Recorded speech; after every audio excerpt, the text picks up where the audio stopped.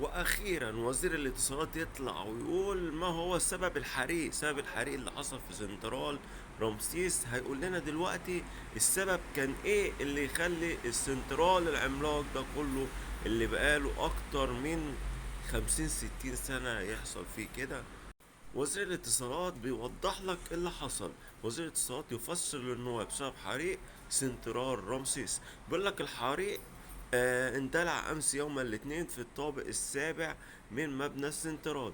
سبب الحريق هو اشتعال إحدى الأجهزة داخل غرفة الخواتم، مما تسبب في انطلاق الإنذارات ومحاولة الإطفاء الداخلي.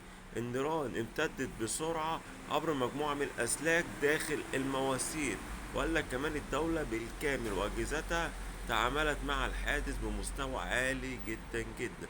وطبعا لم يؤدي الحريق إلى طبعا توقف الإنترنت، لأن الإنترنت كان وطبعا ما ننساش البطل من أبطال اللي هم قدروا يسيطروا على الحريق، بطل ابن بطل، والدة الملازم أول نور امتياز، تشيد بمجهوداته نجلها في إطفاء حريق سنترال رمسيس. ربنا يقومك يا حبيبي بالسلامة وربنا يشفيك، كنت بطل من أبطال، عرفت إن أنت تسيطر أنت ورجال. زوجة الشهيد امتياز كامل تعلق على تصدر نجلها الترند بسبب جهوده في إطفاء حريق سنترال رمسيس.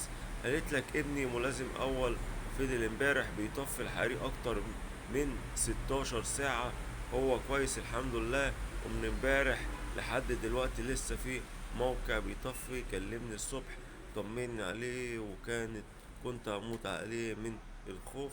المشكلة ان كان في ناس محتجزة وربنا يعينهم ويجعلهم في ميزان حسناته. شارك في إطفاء حريق ثاني زي استوديو الأهرام ومدينة الإنتاج الإعلامي. طبعا اللي انت شايفهم دول أبطال من أبطال مصر ومن شعب، يعني من أحسن ما جابت مصر، هم رجال الحماية المدنية اللي قدروا يسيطروا على الحريق لمدة 16 ساعة. 16 ساعة وقت كبير جدا. فالحمد لله ربنا حامي مصر بإذن الله.